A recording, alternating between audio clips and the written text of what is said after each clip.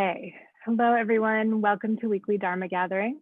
My name is Jennifer and I'm one of the Weekly Dharma Gathering hosts. Tonight's session will be led by Dr. Shanté Paradigm Smalls and is titled Guided Rest.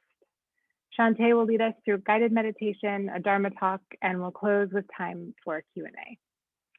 But before we start, please note that tonight's session will be recorded. So if you prefer not to be seen, please take a moment to turn off your camera. And also please note that if you ask a question, that will be recorded as well. The recording of tonight's session will be available within 48 hours on the Weekly Dharma Gathering website, and you'll receive an email notification once it's posted. Throughout the evening, please feel free to use the chat feature, which you can find in the bottom left, and then it will pop up to your right. And now I'm happy to introduce Dr. Shanté Paradigm Smalls, who is a student, practitioner, and teacher in the Tantric Vajrayana Buddhist tradition. Shanté began studying and practicing Buddhism at age 17 and has practiced in Zen, Soka Gakkai International, Shambhala, and Burmese Parsha communities. Shanté trained from 2009 to 2015 in Shambhala as a Buddhist and meditation teacher and was authorized to teach meditation and Buddha Dharma in 2015.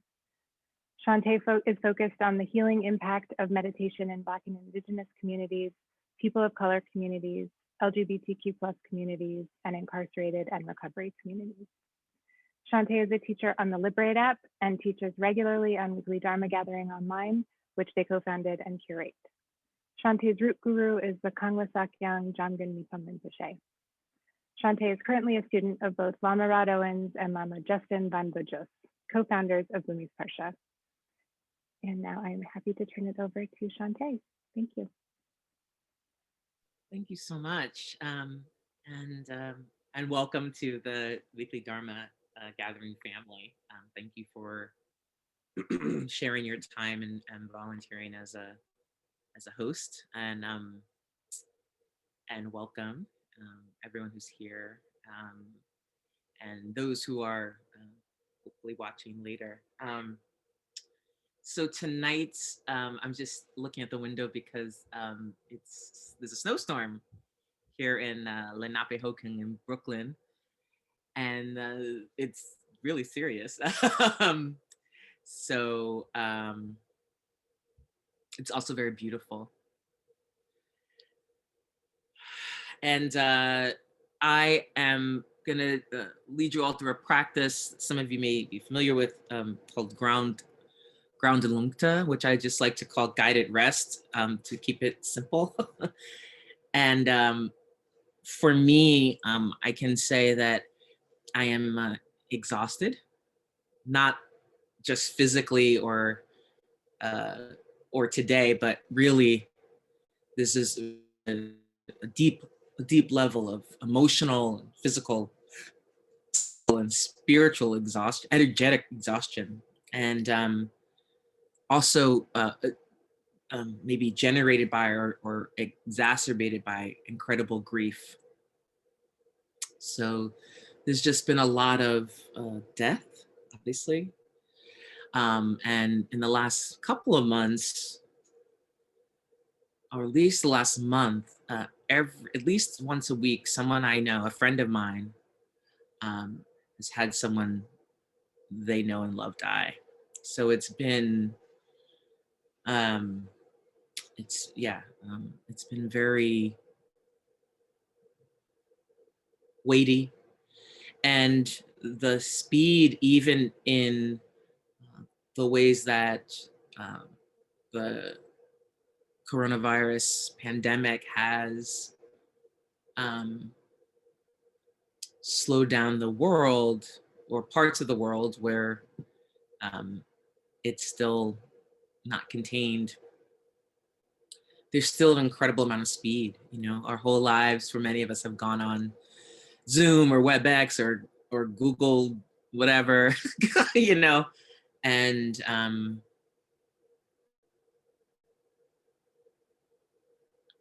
the kind of lack of spaciousness or space really produces an incredible amount of aggression. So tonight's practice is really, there's not really a talk insofar as practice is guided, so I'll be giving you the instructions and um, uh, some commentary, and then I'll make sure that the practice and some images and a link that has some explanations will be sent out to people who registered. So the first thing I'd like to invite people to do is just to get comfortable. This practice invites you, if you would like, to lay down. You don't have to, but that is one of the ways that it can be done. So you can do it laying down or sitting down or standing. But so before we get into the practice, I just want to invite you into your own environment. Feeling the earth and where your body is touching the earth.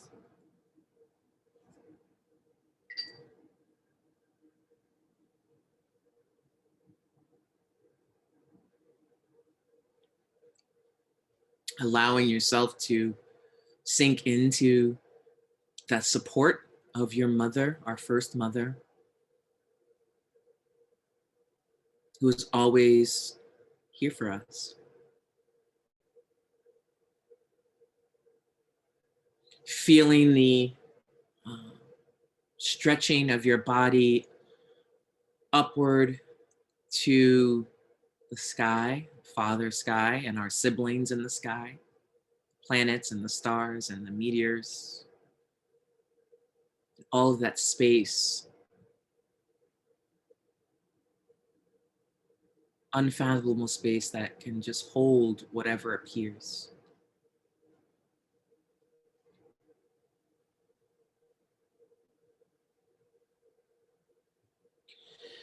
And finally, feeling in your environment at the sort of level of the middle of your body, feeling around you, behind, in front, the sides, above, below, and within.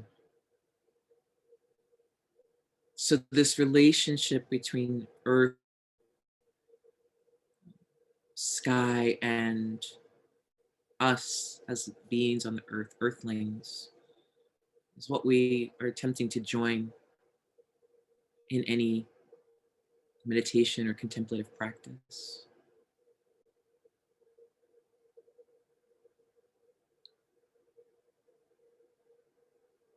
Letting your body relax,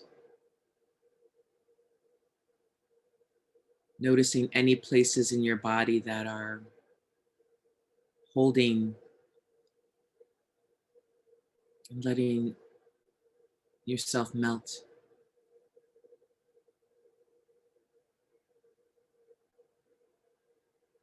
With nothing to prove or gain or lose.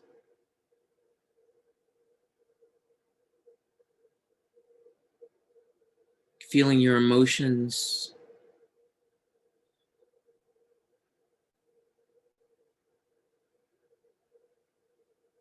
without attempting to control them or explain them, but just feeling wherever you feel them.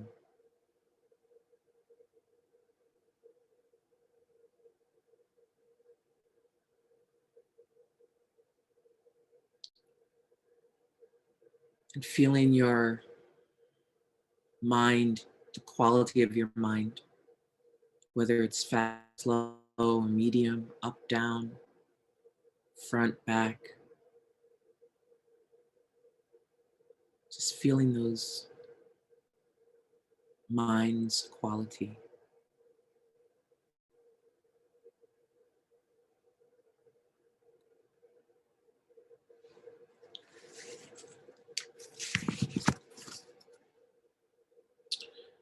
So this ground lungta practice, or this ability to raise our wind horse or our energetic body, is ancient, and it's meant to help us both relax, and also it can rouse our energy. So it has this nice dual quality of it can be something we do in the morning if we're feeling sluggish, but also it can be something we do anytime if we're feeling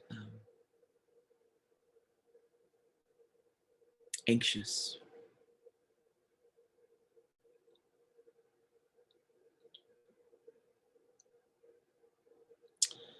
Lay down, relax. And you can relax your eyes, and they can be open or closed.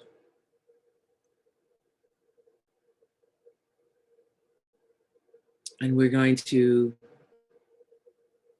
become aware of 4 areas of our body, both the back and front of the body. So first is the feet and legs up to about the kneecaps. Our toes, the bottoms of our feet, our heel, our sole, ankles, tops of the feet, calves, sides, shins, backs of the knees. This part of the body is related to the tiger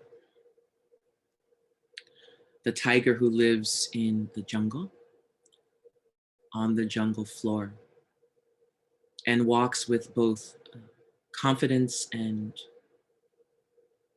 silence.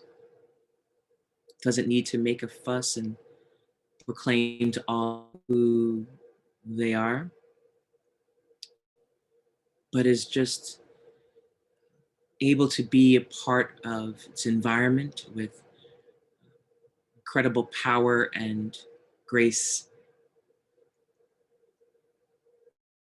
This tiger is related to the color orange, the fiery, bright, rich orange like a mango or tangerine, clementine.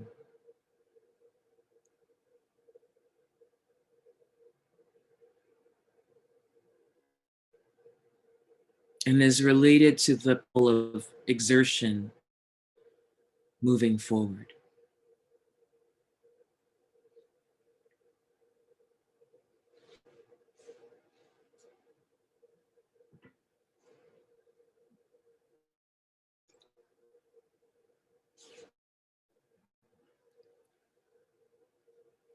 And next we bring our awareness to the middle part of our body, or the hara, which goes from about the knees to the belly,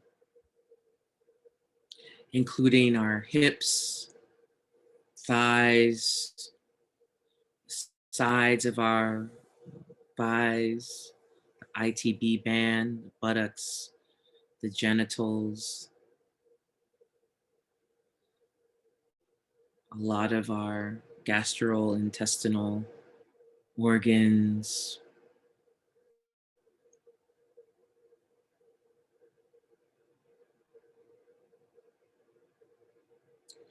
And this part of the body is related to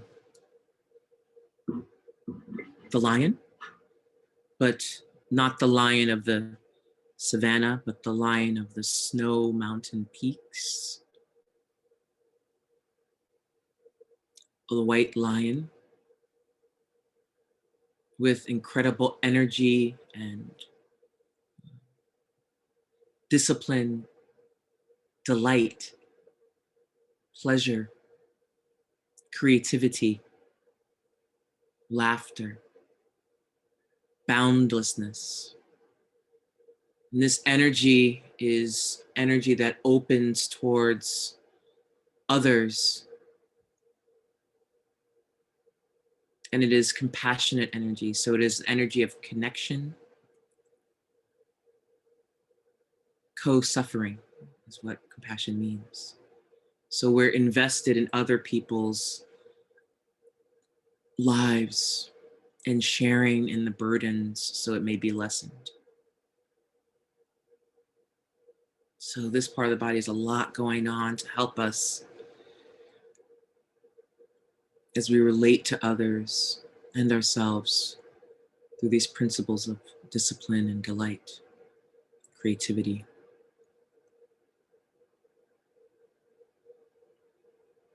Next, we move up our awareness to the chest and the arms. So our ribs, lungs, back of the lungs, side body, fingers, our wrists, palms, elbows, biceps, up to the triceps, our heart center, our spine. This part of the body is related to the fantastical animal, the Garuda,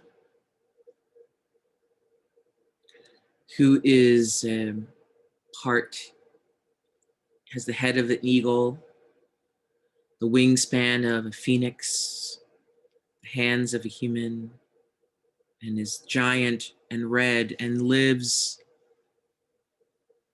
in space because the Garuda is connected to the confidence of equanimity and so does not need to land but has a bird's eye view and can see where the ocean starts as a river or as a stream or as a creek. And this quality of being able to see the entire situation in order to act from that place. This quality is also related to embracing what's arising in the moment and also to generating and attracting helpful beings, whether that's our ancestors or unseen beings or people or animals or plants in the world. So the relaxation and confidence of equanimity helps open us up to help from others. Finally, we move our awareness to our head and our shoulders. So our shoulders, our shoulder girdle, our neck, the throat, and almost all of our senses that are located in this bowling ball on the top of our neck, the back of the head. So our ears, our mouth, our nose, our eyes, the top of the head, the shoulder blades. This part of our body is related to the color blue, like blue-black, like cosmos or the deepest ocean. And is related to the creature, the dragon, but not like the dragon in the West that is often depicted as something to be slain. This dragon is the holder of profound knowledge and treasure, is ancient and unfathomable, and lives nowhere, but appears wherever it's needed. And this quality, the quality of this part of our body is related to our prajna wisdom, our deepest piercing wisdom that arises from space and spaciousness.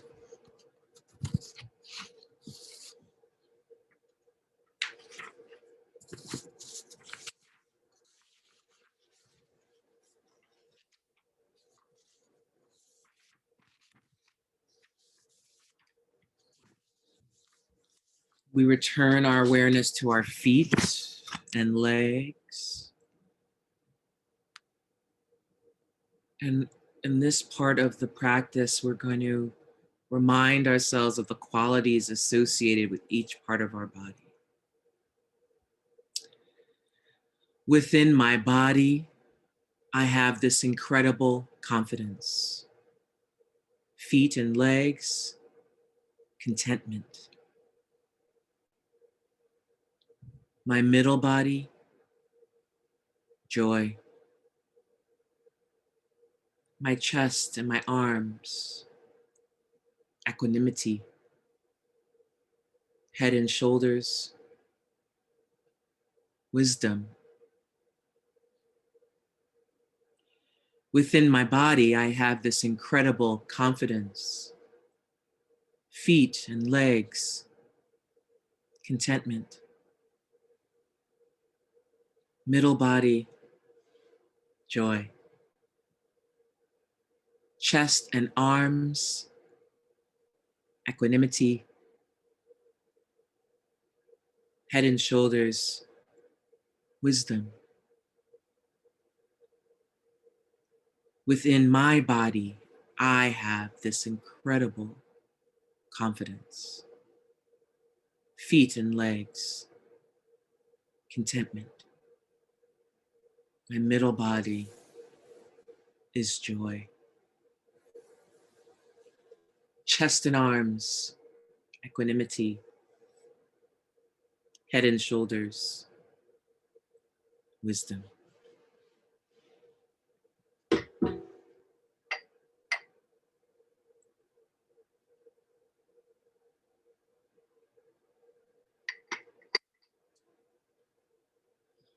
Bringing our awareness back to our feet. Gonna work our way up, saying some seed syllables. Seed syllables are sounds, words, and shapes that contain like Boolean Dharma instruction. So these are ki and so, which ki relates to the absolute wisdom, and so relates to our relative ability to put that into action. Feet and legs, ki ki. Middle body, so so. Chest and arms, ki ki. Head and shoulders, so so. Feet and legs, ki ki.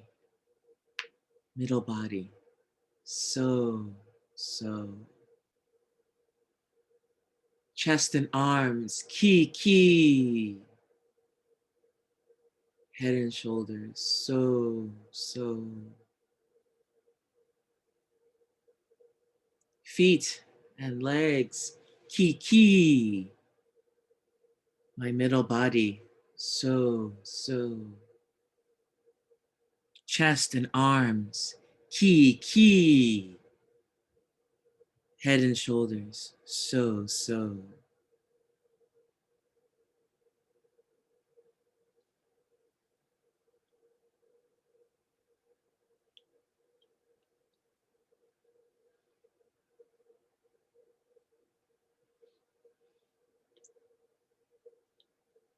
Visualizing the orange tiger at your feet and legs, the white lion in your middle body, the red Garuda, really here, that's just the wingspan of the Garudas, wide.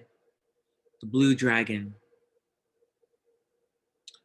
letting them one by one dissolve into your heart center, which is the great Eastern sun, a bright yellow sun of spacious wisdom, letting the orange tiger dissolve,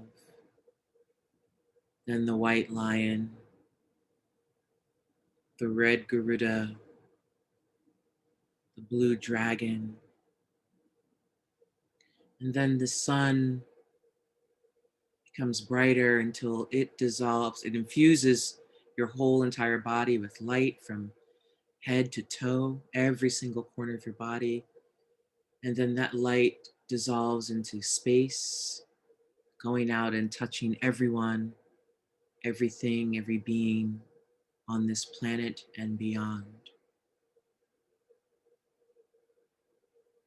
And you're left with the feeling of the afterglow of all that light and wisdom, contentment, joy, equanimity, and wisdom infused in your body.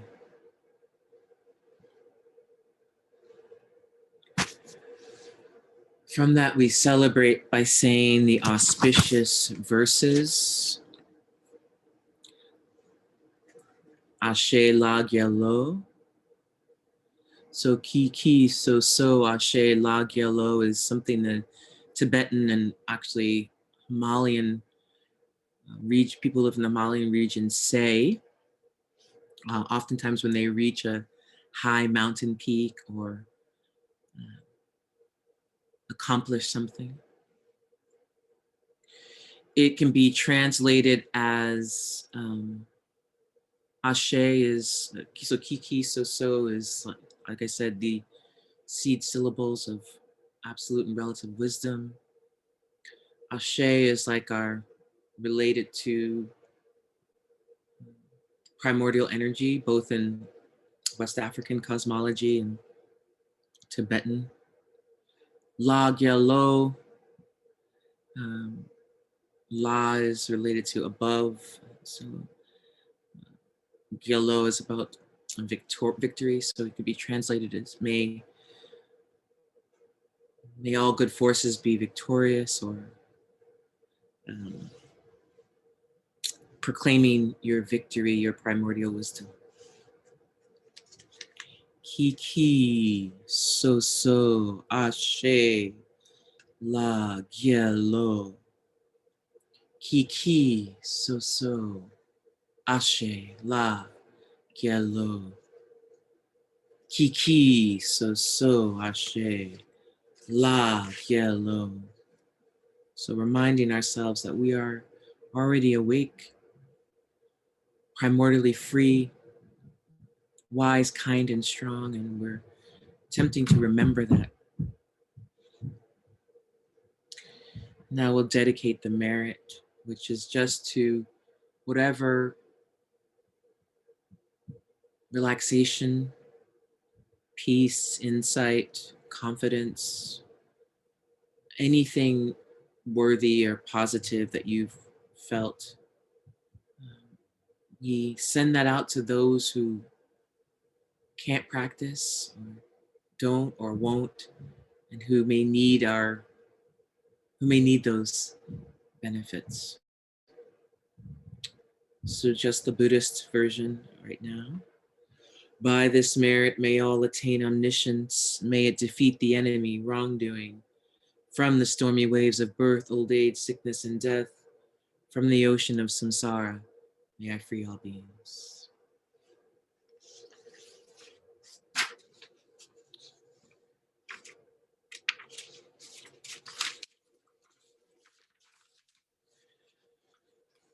So however, if you would like to stay in a position of being relaxed and laying down, please do so, or I'll just say a few words about this practice.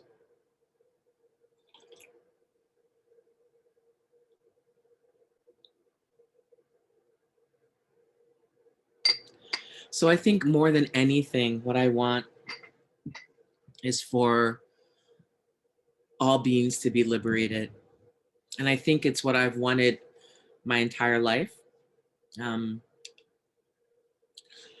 Maybe I didn't say it in those words, but for me, that seems like that is my purpose on this planet, to be a part of the long movement across many generations, land spans, eons, spiritual practices, religions, to really be liberated from deception, which manifests as passion, aggression, and ignorance, and causes all the suffering in the world. And I think in one particular reason that I wanted to offer this practice is that we're in a fucking pandemic. And, you know, I really want people to give themselves permission to rest, which is different than sleeping, you know. Rest, because sometimes we don't sleep well, and that's related to our not resting, but sometimes we sleep well only in order to grind ourselves to the bone. Maybe I'm speaking about myself, but really being able to rest when there's space in our day and not always having something on the agenda to check off, or if there, because there's always something, but not always having to check it off. Rest or space is what allows wisdom to arise. So if we're always acting, right? If we're very karma energy people, and so which I am, I have a lot of karma energy, we're doers, right? Then we just doing without space is aggression, because there's no time for things to settle, for things to arise, it's like people who speak without waiting for a response. Or when you're supposedly trying to listen to someone, you're thinking of what you're going to say. So learning how to rest in space is actually the highest instructions in Tibetan Buddhism, whether it's Mahamudra in the Kagyu tradition, or Ati in Dzogchen in the Nyingma tradition. Just resting in space on this beautiful rock moving through space, or twirling in space rather. And so just resting where we are, that's how it said Buddha Shakyamuni woke up. He sat on the ground after he did all his, you know, he did everything, right? And abandoned his wife and child, and did all these kinds of trials and tribulations. And then he finally just was like, shit, man, let me just sit down under this tree, this Bodhi tree, touch the earth as my witness, and just rest in space. And there he, after whatever the time passes, was how he began to encounter his humanity. Not through doing, but through resting. And then from that place, he was able to then do with wisdom. Concurrently, if we just rest and we don't have any active quality, that is ignorance, right? So it's a balance of earth and sky. But we're a lot of doing and not enough resting for the most part, and particularly in the United States and in the West. But really, frankly, around the world, technology has made it very easy. Modern technology, because it's always been technology, has made it very easy to never rest, to never just enjoy the snow. I mean, I did have to take a picture for the gram, but right. I also wanted to offer practice. Did you have a question? Oni B? Oh, okay. Oh no, that was an accident. Sorry. Oh, no problem. I also wanted to offer this practice because although I feel it's very important to offer practices that are beneficial. And the only way we know that they're beneficial is if we do them and they feel there's a benefit. But I feel particularly compelled, and I've talked to my teachers about this at both Lama Rod and Lama Justin, that, and we have some experiences, though not the same experiences, around how do we bring Dharma that's sometimes somewhat esoteric and also somewhat jealously guarded for not always clear reasons. How do we bring that out, particularly when we can see it can be a benefit? Now, some things, of course, are to be rolled out in a way that's responsible. That's not, I'm not saying, everything's for everyone. But sometimes, you know, dharmic practices get, because the Dharma arises, it's said to, you know, there's 84,000 Dharmas, it arises wherever it lands. So in the US, the dharmic teachings, not the Dharma itself, it's just truth, but the way it's been taught has really been intertwined with capitalism, with white supremacy, and with elitism. And so it's like a secret club, this very down home thing where you're just fucking sitting and breathing has become some symbol of status. And that is, of course, spiritual materialism, is ignorance, is aggression, right? And it is removed from liberation. So we have to liberate. The Dharma is already liberated, can't be contained, but access to the Dharma has to be liberated. That's how I feel. So a friend of mine had said, oh, you know, the Dharma is not, you know, colonized, so you can't decolonize it. Well, let's say you can decolonize the context in which it arises. Right? And so the context in which, particularly in, you know, Tantric Buddhism is not, you know, well known compared to, say, Zen, right? Or even Theravadan. And so it's very small comparatively to, in terms of its practitioners, as it should be. At the same time, the practices, my experience of tantric practices, they can be quite simple and profound. And we all need simplicity and profundity. And, you know, as we enter this very interesting time with the conjunction of Jupiter and Saturn, which hasn't happened for, as one of my students who works for NASA has told me, hasn't happened for 800 years. So in astrology, it's called the Great Conjunction. In astronomy, they call it the nickname is the Christmas star because of how it looks. And I was reading NASA's page and they kept saying,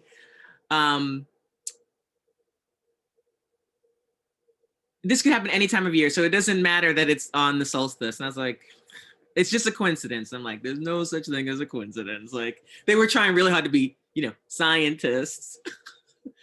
So this time where this is a time for rest for most beings in this part of the world.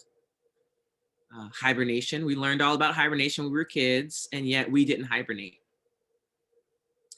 And so this is a great time to, as we, you know, we've been, there's like a series of holidays from the middle of November through February, when it's the Lunar New Year. And so this is a interesting time of gathering and traveling, and even under COVID, right? But it's also a really lovely time for rest, for creativity, for quiet creativity. Like, I feel like cooking is so important at this time of year. Making things, resting, reading. This is a great time to take in knowledge, watching documentaries, watching fun shows, listening to music, taking walks. So I just want to encourage folks to be easeful on yourself. And you can use this practice. I was feeling honestly I am starting a pod with friends who live a couple doors down. So I've been getting a COVID test every week. And I went to get one today, my weekly test. And I forgot that it's Christmas next week and people are getting tested because they In New York, you have to get a test within 72 hours before getting on a plane. So it was bitterly cold today. So it was real feel 21 degrees Fahrenheit. Right? Really cold. So I get in line. I'm like, okay, you know, it usually moves fast. 2.5 hours later, I finally make it into the building to get the test, which took, you know, once I was inside, it was like 6 minutes, you know what I mean? From registration to swab to getting out. But as I was outside, I was just like feeling I was just like free. I was like, okay, I honestly hope I don't get hypothermia, but you know, we'll see. You know, what can I do? And I was just sort of feeling, you know, there's some chatting in line and we're all kind of like, here we are. And I just felt a sense of simplicity. The cold, cold, cold, cold air. All of us kind of bouncing around and dancing and, you know, feeling gratitude that I had my, you know, cool layers on that kept me warm. Thinking about the depth of suffering, you know, that we were, you know, experiencing to wait in line for so long, and the work that all of these nurses are doing.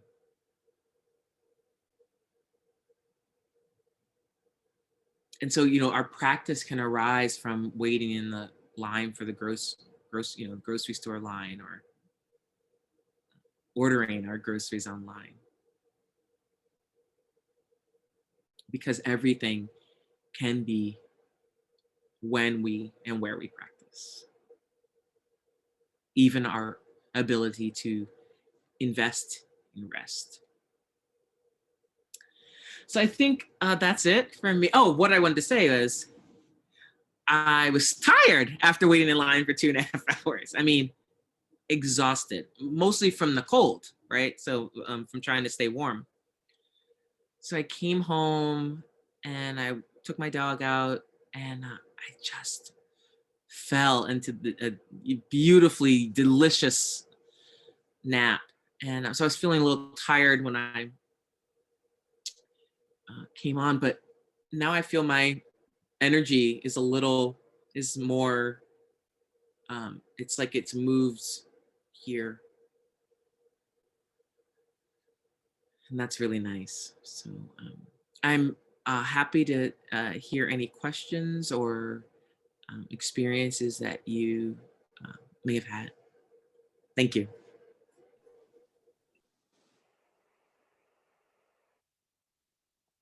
Thank you so much. I just really want to share that I was recently in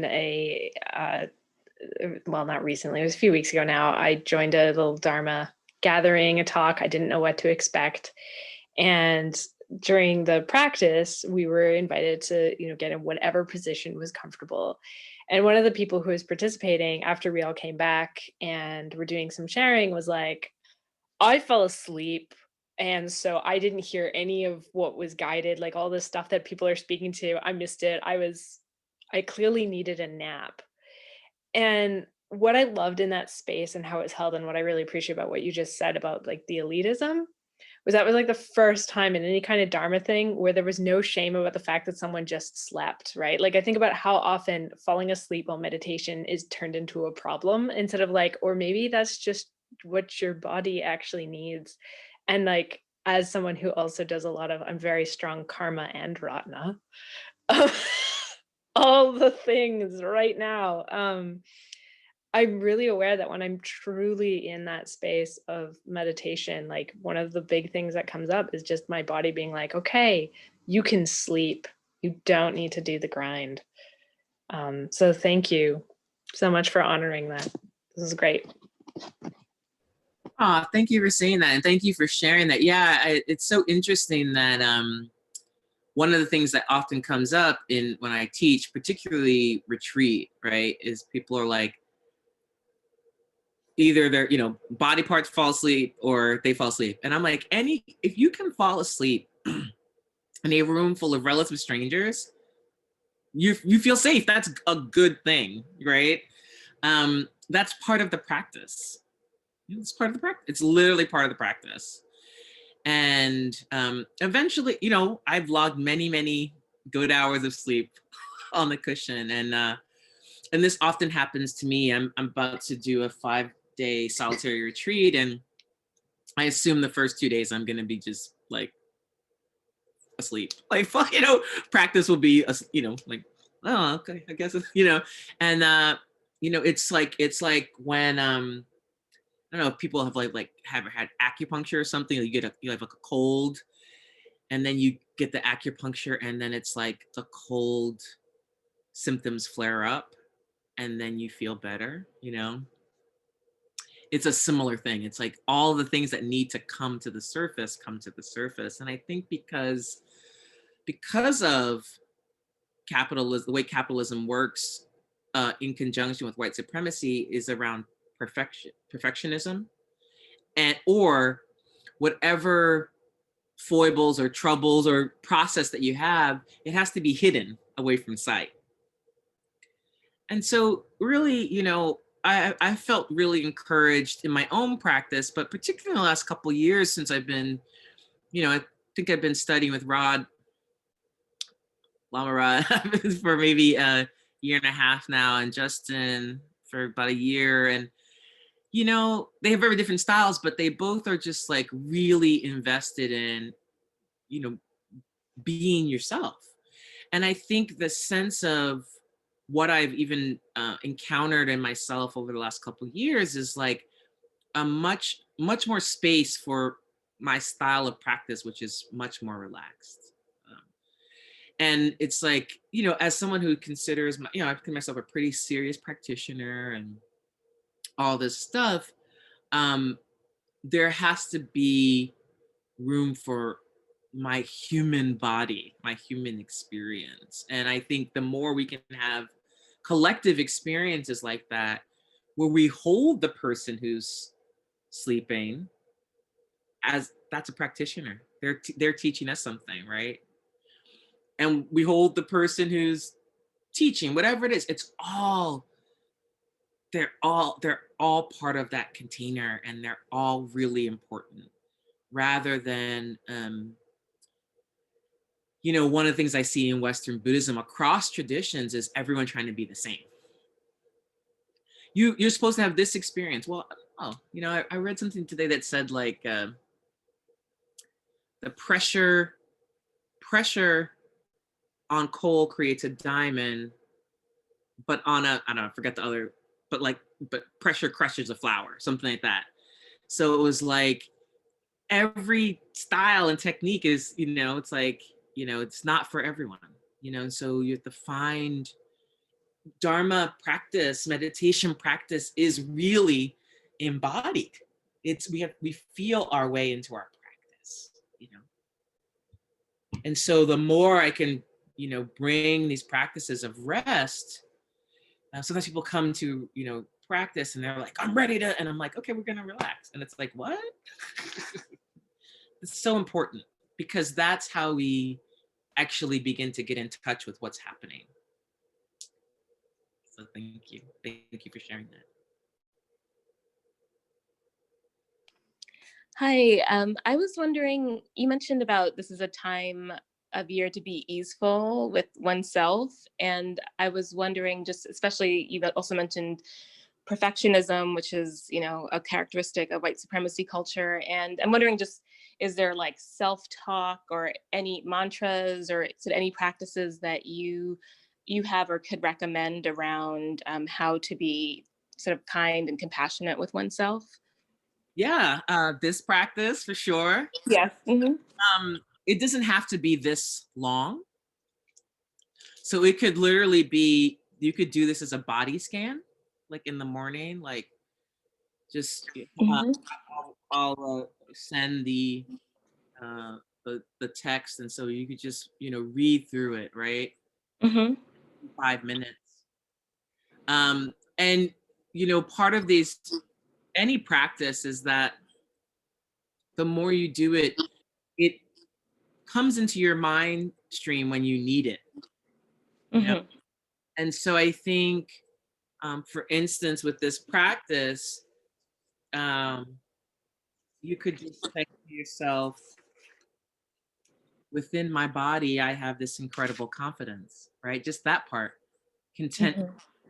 joy, equanimity, and wisdom. You could just repeat that 3 times while Mhm. Mhm. Mhm. thinking about the 4 different areas. So Mhm. that's this particular practice. Mhm. Another thing is when you become aware of the tightness of speed and perfection. Mhm. So at some point we become aware of our behavior, right? So like you're screaming at someone or whatever, and then you hear yourself. So whenever you become aware of that, just enjoy that feeling of awareness. That's wisdom right there. When we notice, oh, I'm speedy, or I'm trying to, I was on a Zoom call Friday morning for work, and one of the people I was on the Zoom call said, "Listen, I'm sorry. This is my 5th Zoom call." It was 11. It was like 12. It was noon, right? And she said, "I'm just, you know." And so we all. So when we become aware of the kind of crunch, the tightness, the speed, we can just like relax in that moment of awareness. Mhm. Mhm. Just feel that. We may have Mhm. to go to the next thing, but just even pausing, Mhm. Mhm. even pausing.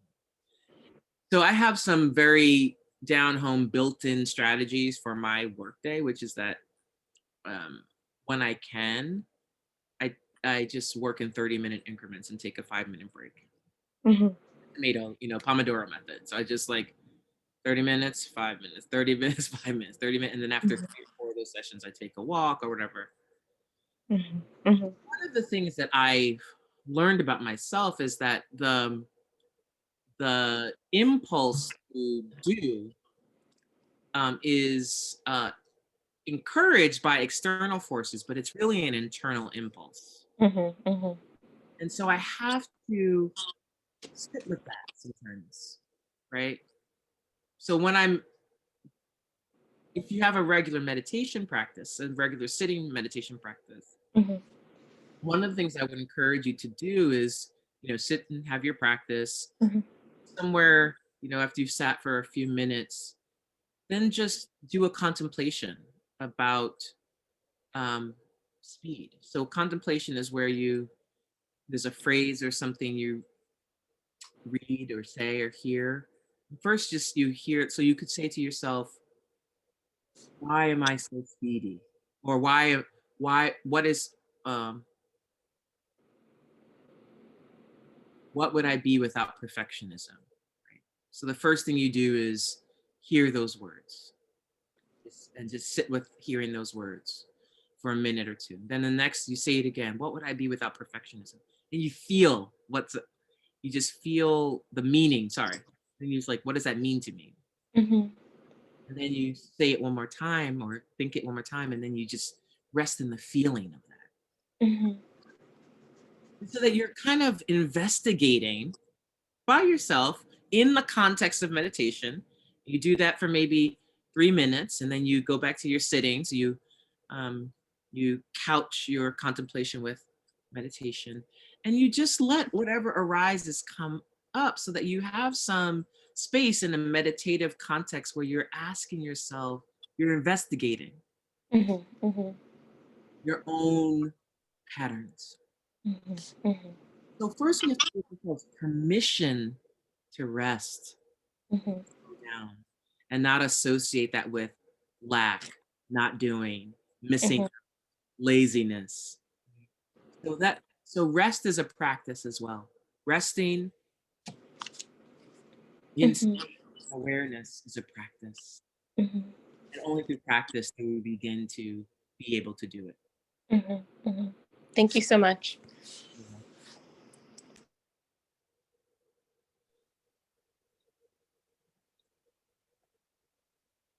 Great. Thank you so much, Shanté. Thank you everyone for joining us for tonight's online Dharma gathering.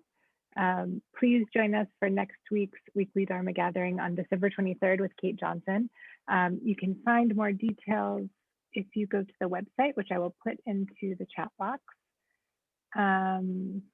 If you are not already a subscriber, please consider subscribing to Weekly Dharma Gathering.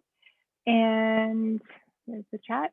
And you can also follow us on Instagram at Weekly Dharma Gathering and Facebook as well. So thank you everyone for joining us tonight. And thank you, Dr. Shanté Paradigm Smalls. Happy holidays, everyone. Be safe. Thank you, you too.